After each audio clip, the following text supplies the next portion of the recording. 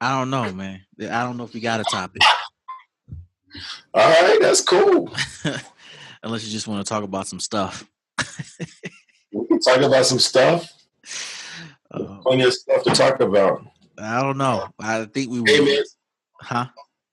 go ahead. And when I was just on with Dr. Vibe, and he was telling me about a new and improved Blab. What app is it? He's gonna send me the link, but it's called Get Vocal. I could not find it on my own, so he's got to send me the link.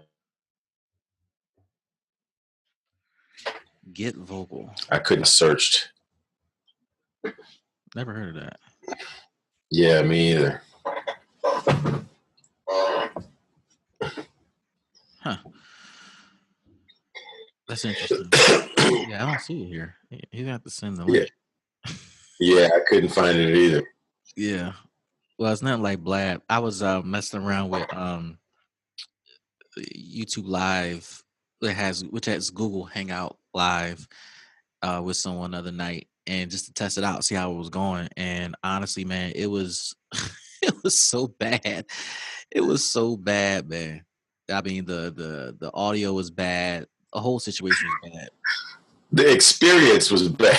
It was bad. It was as if we were sitting in, like, we both had bad internet quality. I'm like, no, it can't be, because it's after hours. People aren't streaming, and like, how is it possible to have this bad quality? Like, it was bad, man. I Bad think you all said around. bad about 7 times, man. I think I did. It deserves another bad. It was bad. It was so bad. Bad. It was bad. Wow.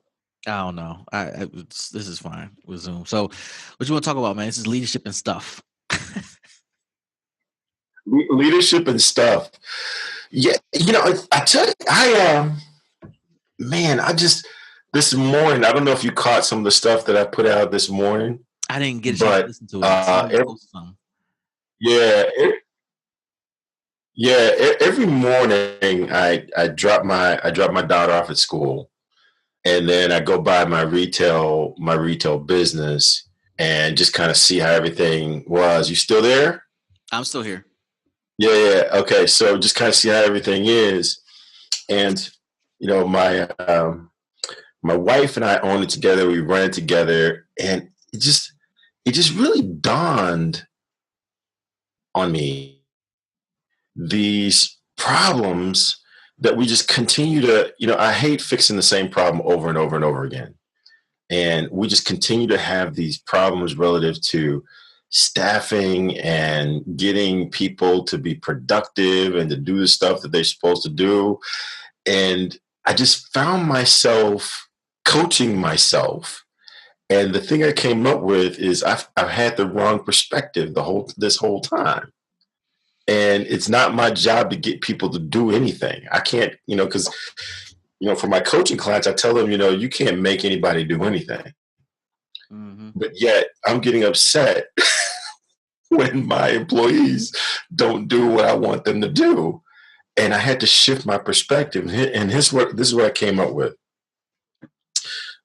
It's not my job to make anybody do anything. It's my job to create value for my employees and to create so much value that they willingly do what I need for them to do because they feel invested somehow. Mm. And that same concept that holds true with you're a parent, right? Mm-hmm. So it's like you can't really make your kids do stuff. I mean, they'll do it because depending upon how you discipline them, they'll do it, but they won't give it their all, right? But if you can create enough value for them to where they feel safe, they feel important, they feel whatever, they're going to willingly give you that stuff. And so that was my leadership kind of aha this morning, where I had to take my own coaching. Man, that's good. So, How do you put that into action now? Yeah. So, well, this is new as of this morning, but it's going to be about figuring out why they're there, why they are working for me, for my shop, versus Burger King versus McDonald's versus any other place. Hmm. Sometimes they're working for money, sometimes they're working for freedom, sometimes they're working for creativity. But I need to have a relationship with them so that I can know what it is that they're working for and then give them more of that. Because when I give them, when I can create value, then the money doesn't matter as much. Yeah. That way when McDonald's is paying 50 cents more, they're going to think twice about taking the 50 cents more because I'm giving them more of this thing that they need. I got one girl on my team, and she's an incredible team member. And I talked to her several times about becoming a shift lead because she's just that good. And she said, um, I would love to have the job, but right now I don't want the responsibility because I'm playing sports and I want to have the freedom to come to work when I want to work, as opposed to always being counted on to fill shifts because of the position. So for her, she wants freedom, Yeah. right? You know what I'm saying? Yeah. And the more freedom that I can give her is going to be worth more than Burger King paying another dollar an hour, Right. because she knows she can call me and say, hey, this month I want to work, next month I don't want to work, right? Right. Because that's what's important. And then for other people, it's going to be different things. And so that was just, I don't know, this morning, it just kind of, my own coaching came back to bite me. And Something. I finally heard myself, right? I say that to dozens of people every week, every month. And I finally heard myself. So yeah. Wow. When you were talking about building, pretty much building a team and connecting with them in that way, it made me think about a course I uploaded last week, which is about building teams and selecting the right team members. And I just wanted to pull something up, but ultimately, what I talk about, one of the four strategies I talk about. Obviously, you want to select for talent, select for fit, um, follow a process. But then the last thing I offer is select based upon alignment, right? The alignment is the sweet spot between what the person wants versus what you want, and figuring out how those two kind of intersect to create that value you're talking about. And I'm not sure we spend a lot of time doing that. When I talk to people who are hiring, they're looking to fill an immediate need that's pressing or something that's really stressing them out. And it's always about tomorrow, like the immediate tomorrow, not like 10 years tomorrow. It's about tomorrow. Versus you don't hear enough people talking about, how do I create long-term value for them and for the business, where long term I'm not just looking to fill a slot tomorrow, but maybe over the next couple of years, because there's synergy between what that person wants and what I'm able to offer. Yeah. I mean, I'll have to check out your podcast or your blog. But you know the reason why um, employers aren't able to do what you just described, Why? because we don't care about what the employee wants, right? And that sounds harsh, but when you think about it, we don't care, and we should. This is about the bottom Because line. yeah, we should, because to your point, if there's no alignment, very very real talk, right? Here's real talk right now. I've got a store manager opening, and this is the person that is going to run my business day to day, that allow me to do all the things, all the other things that I enjoy doing. So really, really, and the person is going to be leaving in a week and a half now, right? So there's an urgent need. And so the temptation is to just go get somebody that can work those hours and put them in, get them fast so that my current store manager can train them. That's the temptation. But if I don't focus on alignment and fit, then I'm going to be I'm going to be having this conversation again in another 2 months, It's true. right? And it's going to cost me even more money. It's, but see, I think that pressure, if I'm thinking about it objectively in my own situation, is so you don't have to stop what you're doing to train that person yourself. And I know what that feels like. And I think most managers, whether you own a business or you're just leading a team, you know what that feels like. You want to leverage the skill already present before it leaves, as opposed to stopping what you're doing to train a new body. And what I've kind of accepted is sometimes it's just healthy to just do it, man, because it sets the tone, that it's coming from the CEO, it's coming from the business owner, and it sets the tone of the culture until you're able to create that overlap of long-term employees able to pass that culture down. Yeah. Yeah, that's very real. I mean, and that's one of those things that it's easy to understand intellectually, Yes. right? It makes sense. What you just said makes sense. But boy, when you're sitting in the chair and Different. you got the opening, it is so different. It is So so different. different, and that temptation is real. So I'm caught in that right now, right? Caught between finding someone now and finding the right someone. Wow. I can't pronounce this guy's name, but the CEO of Microsoft. Do you know how to pronounce his name? Yeah. I can't pronounce it either. Is it? I can't. I'm gonna mess it up. So the CEO of Microsoft, as of this recording, and I, there was this one time he did a interview with one of the, major tech um, platforms, and he had to be new in his role, at least within the first year. And the question that was asked of him was, "What do you think your job is?" Because at that time, you know, he was competing with trying to keep up with Apple. Apple was just killing everybody. iPhones, iPads, maybe the watch was out, laptops, desktops, like just a hardware game. And this was around the time Microsoft still had their cell phone, but was contemplating getting rid of it, right? And he said, my job above all else is to. And so you've been the CEO of Microsoft for about a year and a half. What's been the hardest thing that you've had to struggle to accomplish in that time? I would say one of the things that I have learned is, as a CEO, what is your job, right? I mean, you sort of feel like, oh yeah, you know what it is, and you get the intellectual side of it.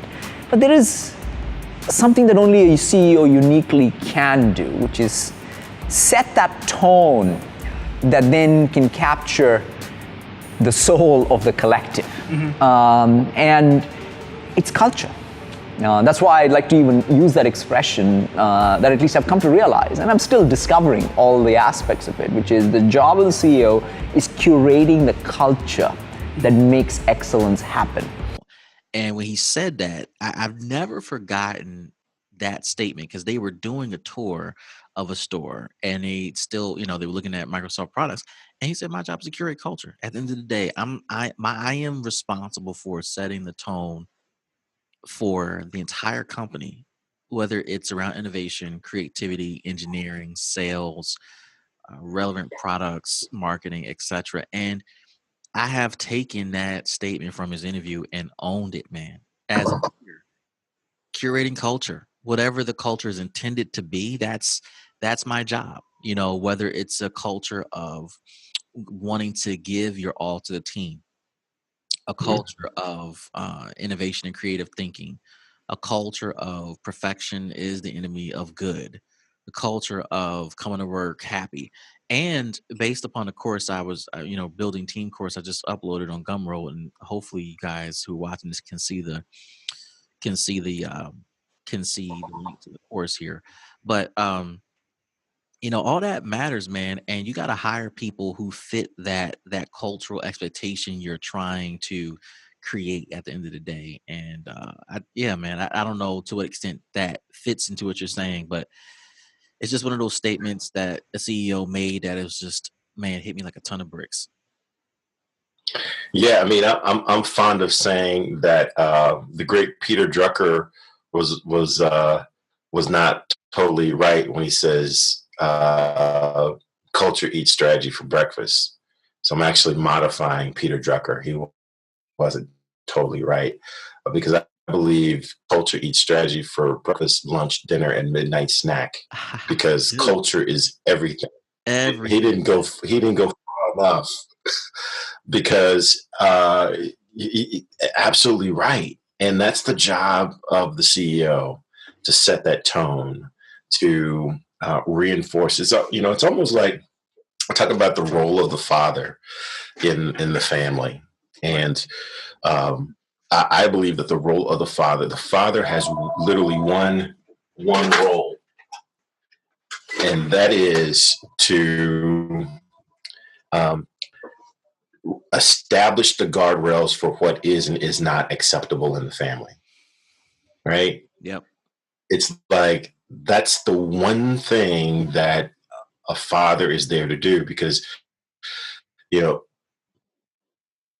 fathers can the fathers can be as nurturing as the mothers can be, but my experience has been it's the dad that says this is what our family is about, and that doesn't belong in our family, or that does belong in our family. Right. And I think the same is true for the CEO. The CEO determines this is what our company is about. Yeah. This is who we are. This belongs and this doesn't.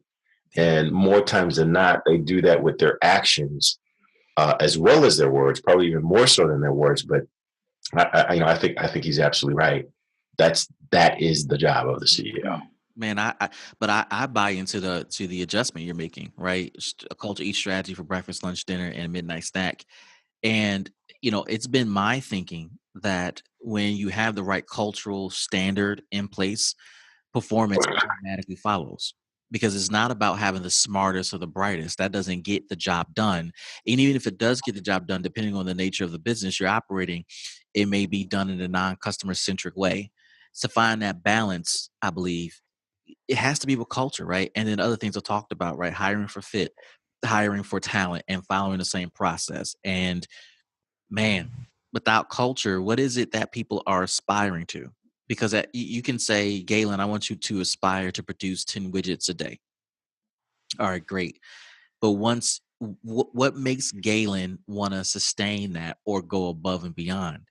It is Yeah. not the number, because the number is so finite. Right. What makes people go above and beyond is the cultural goal that you set for the team. And the cultural goal has nothing to do with numbers at all.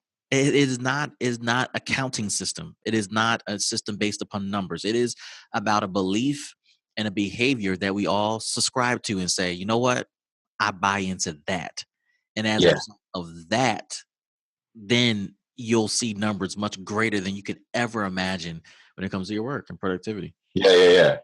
The only thing that I would pause on relative to what you just said is I don't know that I would go as far as to say that results automatically follow culture, because there are several other things that you've got to do. I mean, you've got to have the right knowledge, you've got to have the right resources, you've got to have the right people that know how to activate those things in order to deliver the results time and time again. And then sometimes stuff just happens, right?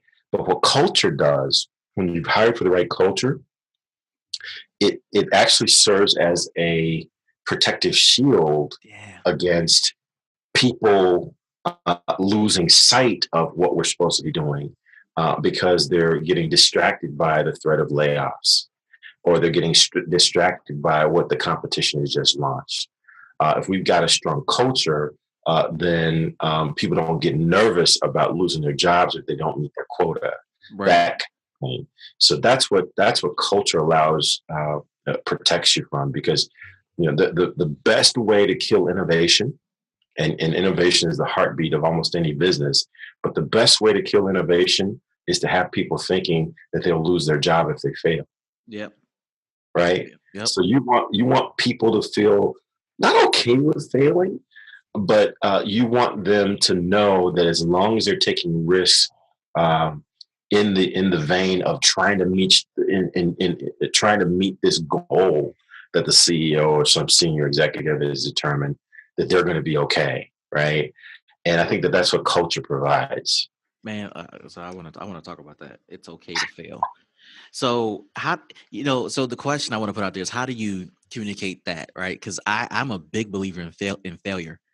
And if you read any of the good strategy books, innovative books, they will tell you, especially with the current culture we live in from a business and tech standpoint, a lot of the big businesses that have found success failed quick and often. Gone are the days where you put together a strategic plan or a business plan, and you sit on it for a couple of years till it's perfect, and then get it out, and it's been like a long time, and then come to find out the market doesn't want it. Today, we're in a culture where you are challenged to create something, put it out, get an immediate response.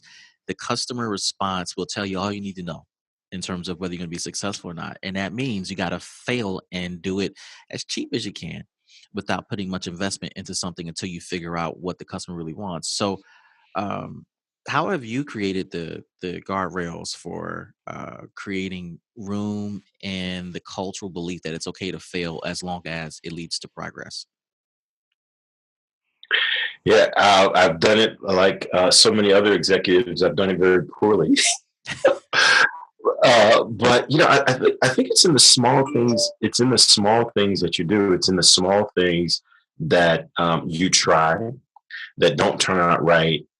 But then you've got to talk about it, right? You've got to share. Hey, I tried this and it didn't work out. And then I think you got to ask two questions that I don't see a whole lot of executives asking very frequently. And the first question is, so what did you learn? Right? Because failing without learning from it, that's useless, right? I'd rather you just not, if you're not going to learn anything from it, let's not do it, right? Right. Learn. If you, and now I got a problem. We're making that, right? So now what we're going to do, if you're not thinking in those terms, if you're turning it back over to me saying, and it's very, very literally, this is very real world. The team broke some display bins that we have, and they broke them, and they didn't tell me about them because they were nervous that I'd get upset because they're relatively expensive. And the reason they broke them is because I didn't explain the best way and the most effective way to handle them, right? I'm bringing that back on me. And so what I've learned from that is I can't just tell my team what to do. I've got to explain why that's important. And now what am I going to do? Now I'm explaining why. And I'm trying to enroll them into something more than just mindless execution. Yeah. And so I don't know if that's the right answer or not, but that's what I'm trying to do because I can't continue to break these these pieces of equipment, dude. I mean, it's like I'm barely making enough money to stay open. I don't have enough money to continue to pay for stuff over and over again. So I would tell you where I failed is being able to successfully convince staff to fail often. I think people have a natural inclination to pursue perfection. If you think about our school system, it's about a system of perfection, either A, B, C, D, or F. And because for the most part, people are shooting for the the grade that indicates success when they get into a professional working environment, that attitude carries over. So when you teach people to fail because there's learning opportunity in it, that I don't know if that goes over well or if it clicks. And I've learned that because it doesn't automatically click, I have to intentionally show patience when they make mistakes, intentionally point out lessons learned, and intentionally have them present when I have tried something that failed and show them how I handle my own failures and mistakes to set the tone, to set the standard. Also, I would say that I've been present when mistakes have been made, talk about, what we've learned from it, and then re-strategize real time. All right, well, that didn't work. Let's move to the next one because I Yeah. still need to get XYZ done. How do we do it? This obviously doesn't work. And we saved ourselves a whole lot of time. Even though we failed today, we saved ourselves months of work. So let's figure it out. Well, okay, well, I was thinking about this. All right, let's try that. Like real time. Go do it right now. And then really challenging people to put to work what they're thinking, how how they are processing. Now, the challenge though is when you do that within an environment where people aren't used to it, sometimes people take it as a cue to just do the first thing that comes to their mind. And as a CEO or leader, your mind is moving a million times a minute, a million miles a minute. So you can, in many cases, if you're a really good leader, you can hear a strategy, work through it really, really quickly, see the end result, and know it's going to work or not work. And your okay can be a misleading encouragement to use the next idea comes up in your mind to do something. And that's kind of scary for me at times to allow people to go through that in my absence. And I'm not sure how to teach people how to forecast decisions real time. It's like playing chess or my one of my favorite games, Mancala. I can see moves, 2 or 3 moves, 4 or 5 moves ahead before the next move is made by me or the opponent. But how do you teach that piece? And that's been my struggle.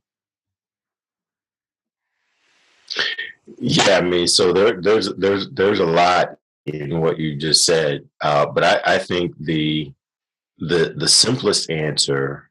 We always get into trouble when we try to simplify and oversimplify leadership issues. But I think the simplest answer is probably the scariest answer, and that would be you if you're trying to, because what you're trying to do is you're trying to create uh, other leaders, right? You're not trying, as a leader, you're not trying to create more followers. You're trying to create other leaders.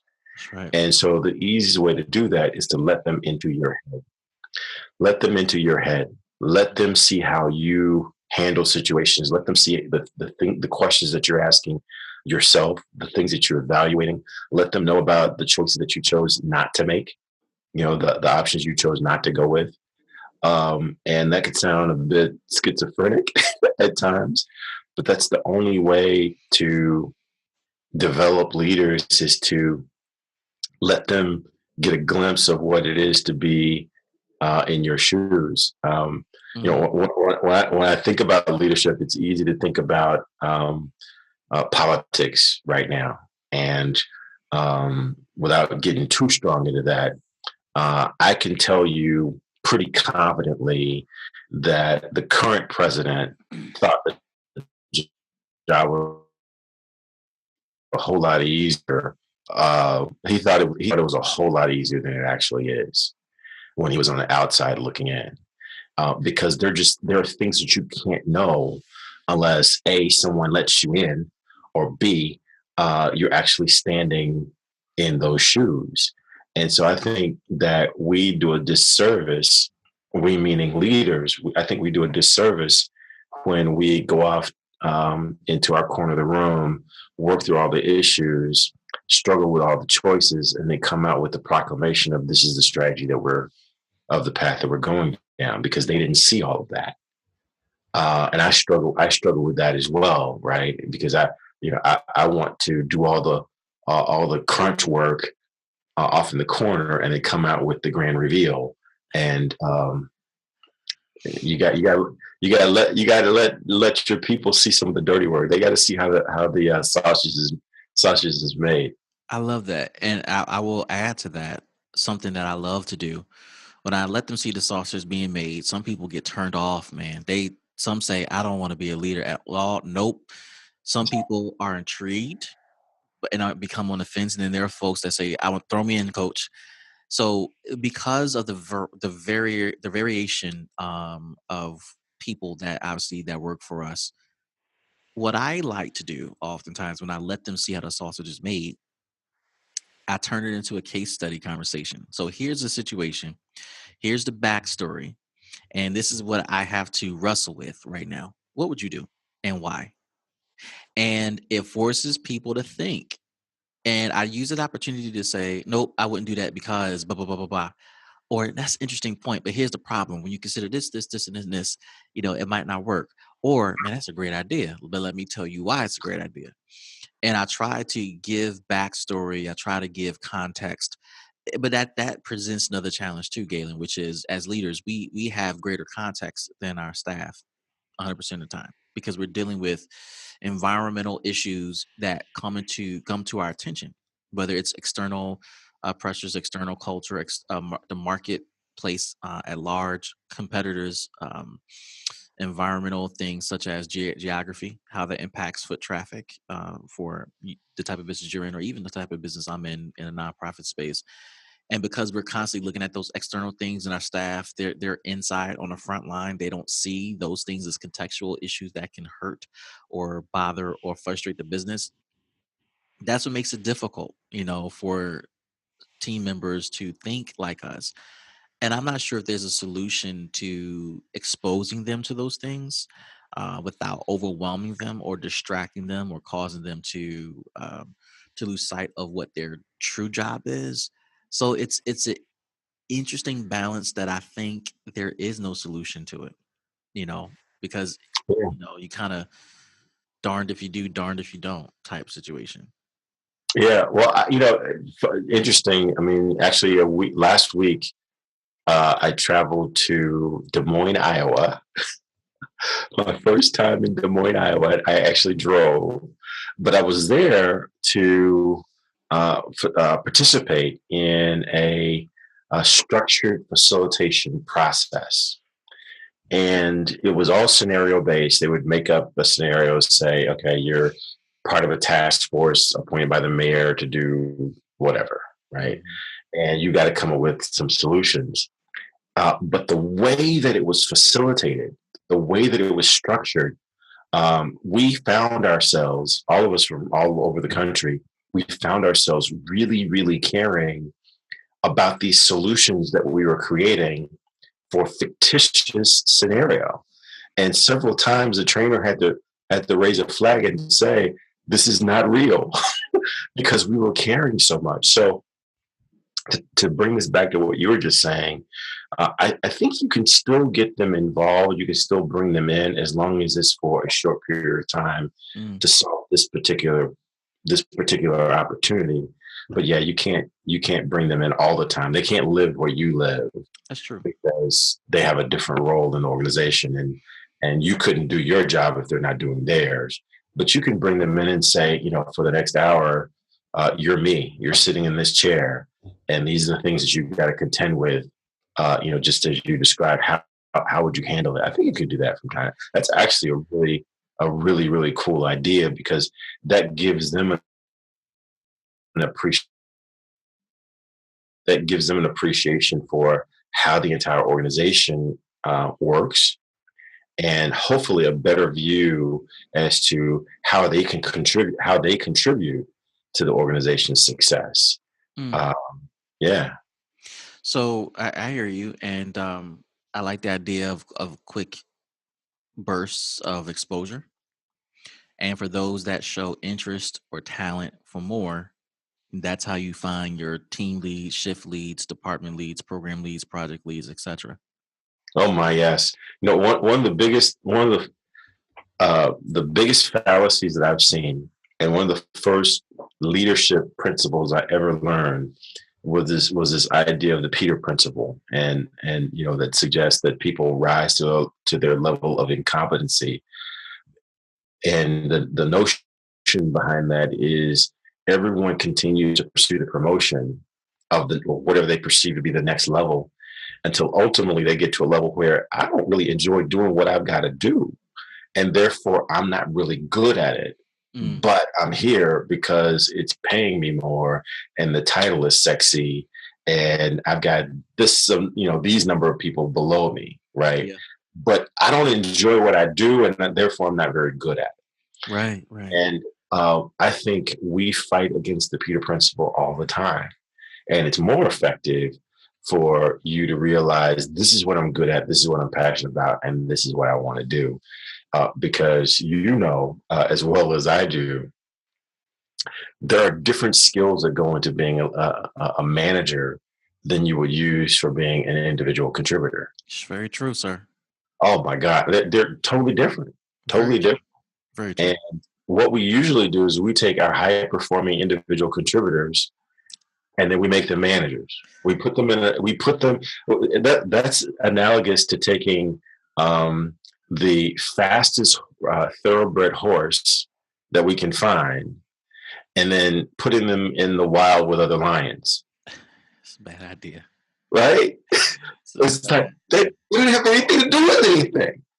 So I would rather have those people see what I do and say, I don't want to do what you do, or have them see what I do and say, you know what, I think I could do that better than I'm actually doing what I'm currently doing. Man, so I need to repeat what you said, man. Your highest performer may not make the best leader because the skill set or the mentality or the emotional state of the individual contributor is totally different. I think in this course, um, is it the building teams course, or is another course I just uploaded? But one of them, I talked about the transition you make from being an individual contributor to a team leader or a manager or a supervisor leader, because now you're responsible for the performance of others as an individual contributor. It's all about you. It's very selfish. You went to college, well, obviously you went to college, right? So remember those college projects back in the day where you had to go work with a bunch of people that your professor assigned to you, and it's always like one or two people that just don't pull their weight. And when you find those people, you tell the professor ASAP, like, look, man, so and so ain't doing nothing. I just want you to know. So when this project come in, this grade you about to give me is for me. And I'm gonna just do all the work myself because so and so ain't doing nothing. And it's that mentality as an individual contributor that people. I laugh when I'm lecturing and people say I can't work in teams. I can't work with people. Why? Because don't nobody want to contribute. And that's the individual contributor mentality. But I think a leader understands, and I don't know when that clicks, but they understand that it's less about you now. It's about what inspires somebody to do something, right? It goes back to the alignment and figuring out how to leverage that, put it to good use, activate it, understanding the motivational words, actions that got to be executed with every individual member. And I would say, and I was thinking about this as you were talking, I would say that becoming a leader, you got to love people management. You got to love the chess of managing people, the chess of people calling out on you at the last minute, the chess move where an employee takes advantage of time, the chess move where somebody breaks something and says, I don't know how that happened. The chess move of, oh, I wasn't trained on how to do that. The chess move of, well, I worked overtime. How come I can't get paid more? Right. All of those chess moves that people put out Had there. that very conversation this week, actually. Yo, we do need to talk about that, right? And we talked about the skill of being a manager leader. So if you took a master's course, anything related to business, whether it's MBA, in my case, the MLD, you take negotiation skills, you take management skills, you take accounting skills, you put all that stuff together. And really what you're learning how to do is manage people and productivity. From a leadership standpoint, the caveat is now I'm not managing productivity only. I'm managing culture. I'm managing for tomorrow. I'm managing for the long term stability and sustainability of the organization. So now it's not only about numbers and widgets and outputs, it's about what environment, as you started off talking about, can I create that would sustain continued behavior in a particular direction or trajectory. Yeah. I totally agree. I agree with absolutely everything that you say. I would even suggest, because my entire book is built on this concept, that a measure of leadership has to be how successful is your organization when you're not around. Say that again, man. Right? It has to be measured by how successful your organization is when you're not around, because and that's leadership. Management is how successful is your organization while you are around, while you've got processes in place, and that's really, really important. But if you're only going to do what I need you to do when I'm there, that's a problem. Yep, it's true. That's a problem. That means I've got to be everywhere. As a leader, you're always trying to multiply yourself. Yep. You're always trying to create systems that will, to your point, sustain, that will be there whether you're there or not. I had when I managed my team on a corporate side, I used to say often that my dream would be to someday work for one of my current direct reports. And I would love to develop one of my direct reports so much that ultimately they are at a point that has surpassed where I could go and I'm reporting to one of my direct reports. And some of my shrewd direct reports said, well, I'd love that too. I'd like to help you achieve your goal, right? Because they want to be that direct report. But back to what we were saying earlier, it's a different mindset. It's a different mentality. When you're an individual contributor, and my background is in sales, corporate sales, that kind of thing. And when I was a salesperson, I had to love the taste of blood on my teeth, right? Because I went out and I killed something. I brought it back to the camp and look at what I did. It's got my name on it. I converted this piece of business, right? And I had to have that in order to be a successful salesperson or individual contributor. When I became a manager and was trying to become a leader, the payoff was different. If I was still going out in the field, killing things and negotiating deals and solving problems with customers, that's a problem. That's right. Right. So now my payoff was when I would talk to one of my direct reports, when I would talk to one of my salespeople, and I would share some concepts with them to have them change their perspective. And it will always happen like this.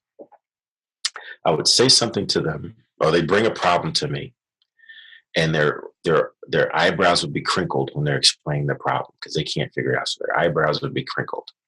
And then I'd share something to cause them to think differently. Mm-hmm. And then they'd look at me like this, they'd look away, and then they'd look back. And then all of a sudden the crinkle would disappear. Mm-hmm. That was my payoff. Because for me, that was saying, I've got that person thinking differently now. That's right.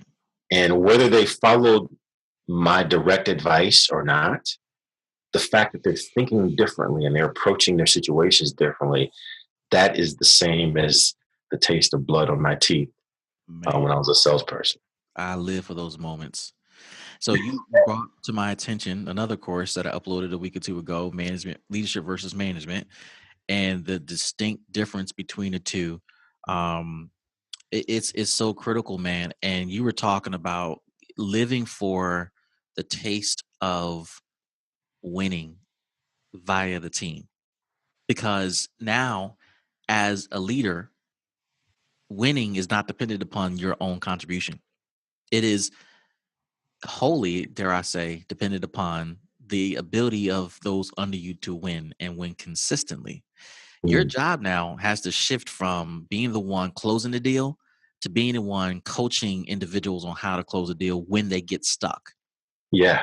Giving them permission to mess up a deal, giving them permission to mess up their approach, giving them permission to have stalled results, and finding pockets to coach them along the way to help them navigate through towards winning, and give them a love for the blood, the taste of blood on their teeth or on their tongue. And when you're able to shift your measurement of success of self as a leader towards the success of other people, that makes a significant difference in Ah, how you approach leadership. And now this harkens back to how leadership is defined. Leadership is defined by the ability to influence other people.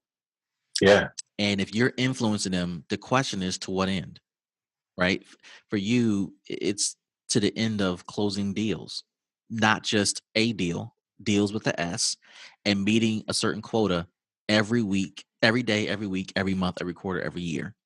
For me, it's almost similar closing deals or meeting quotas, but our quotas are based upon the people served and how successful our clients are at meeting the goals that they've achieved and meeting the goals that our funders have laid out for us. But at the end of the day, that's what it's about. How do I influence the team to get hungry for winning and get mad when they don't win? That's what it's about, man. yeah. Yeah, yeah, yeah. So I love your definition of leadership. I played with that one as well a little while ago.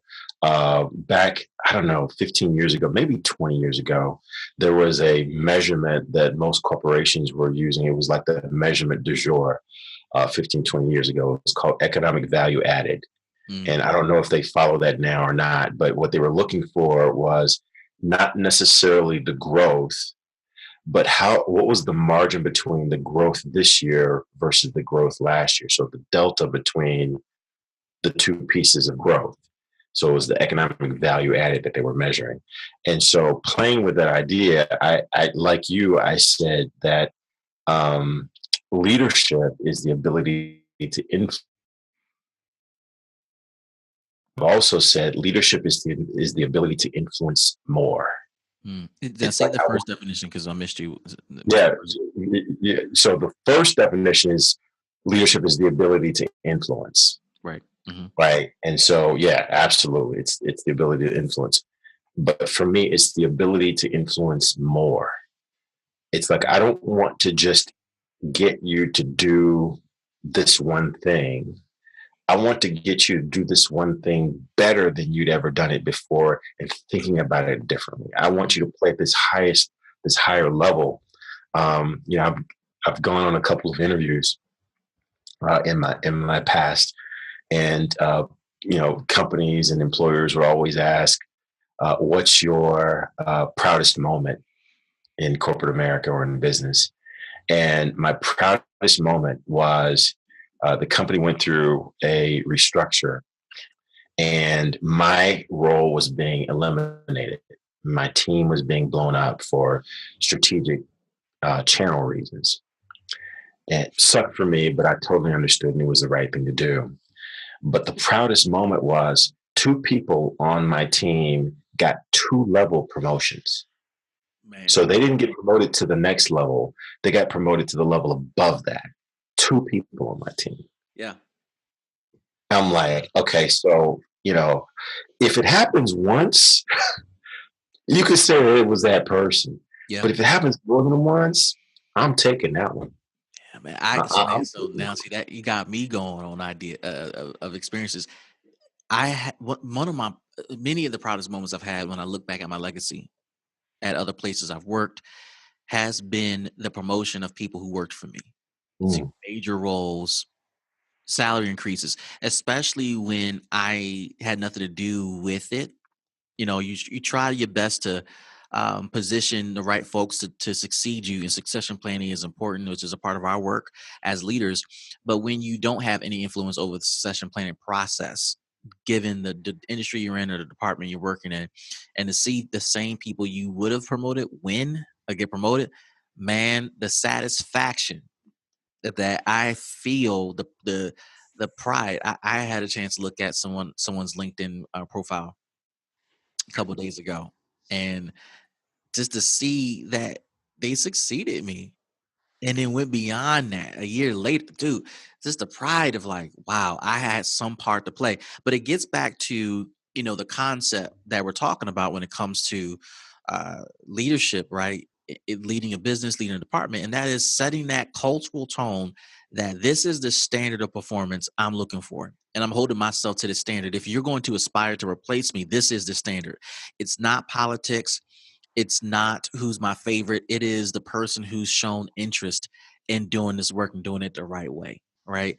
And those are the people, you pour into, you want to give your all to.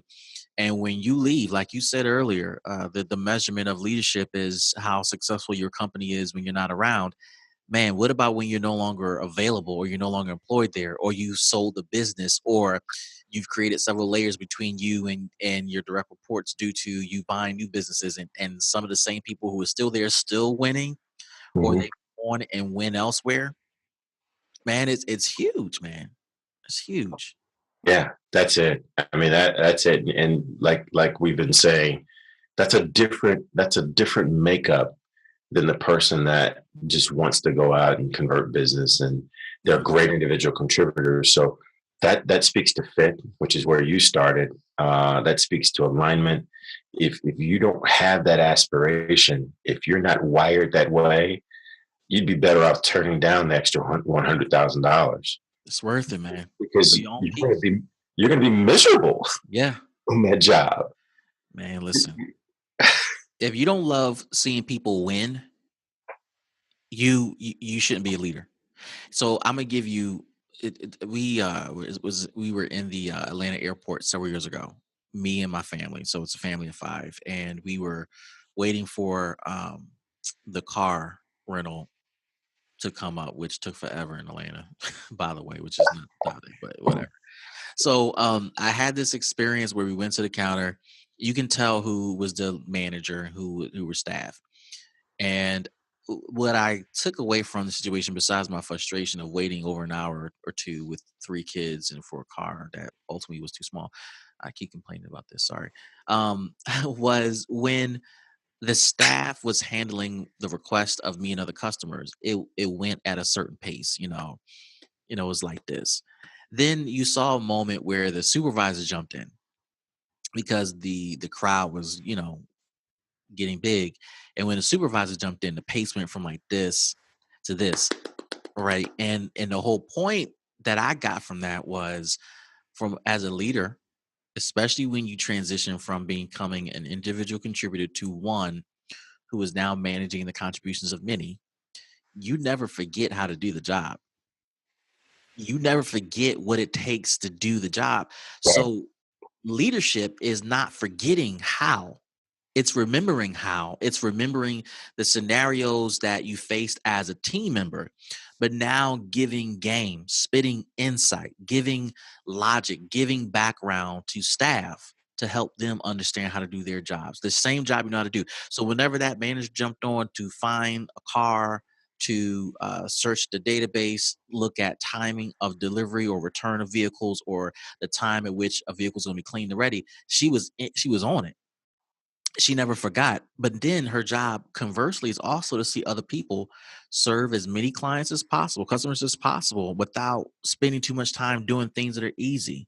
And I think that if you're watching this podcast or listening to this podcast and you're looking at making that transition as a team member or a line member to becoming a leader, all those sexy definitions we pointed out, they're legit, right? They're supported by theory and research and everything. But I think a practical way, Galen, of talking about it is, man, it's not forgetting how you used to do the job. It's remembering what you did, what you've learned, what you gained, and sharing that with other people, and wishing for them, hoping for them to win and get it just like you did. Yeah. I mean, all of strategy is about making choices, Mm, right? And mm, so when you are a leader, you use the analogy of chess before, and I think that's absolutely appropriate, because chess is all about strategy, mm. and leadership, I think, is largely about strategy. So you may choose to do certain things, but you should do them for a reason, not because I feel like doing it, I enjoy doing it, that kind of thing. You can choose not to do a certain thing for a certain reason, but not because I forgot how to do it and I don't know how to do it anymore. Right. Right. So back to the Atlanta airport, which I am intimately familiar with the Atlanta airport. But sounds like that supervisor chose to come up and work the counter for a specific reason. It wasn't just because she longed for the days that she was back on the counter, right? Right. And I think that that's absolutely appropriate. So many times you find managers, particularly new managers, um, you know, stepping back into their role just because they were good at it, or Right. because they're the best salesperson. They're going to go make the sale because they're the best salesperson. Well, got it. We get to make this sale, but guess what's going to happen the next time we got a big sales opportunity? Congratulations, you're the salesperson on this role, because no one else has been steeped in the fire in order to be able to handle this. So you have to always be mindful of why you're choosing to do what you're doing. Yeah, man. Well, this was fun. This is leadership and stuff.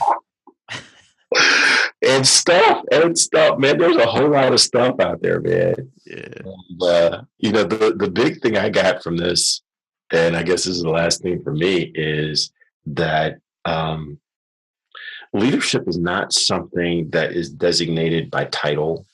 It's not something that you can just put on. A phrase that's haunting me right now is that leadership is a vocation. It's a vocation. It's people ask me to turn this stuff off. I can't. Right. I'm always thinking about what's the best way to do this. What's the best way to inspire someone to do more. And I think that the better leaders see leadership as a vocation. Man, leadership is a vocation, man. I'll echo that. That's it. I agree with you, man.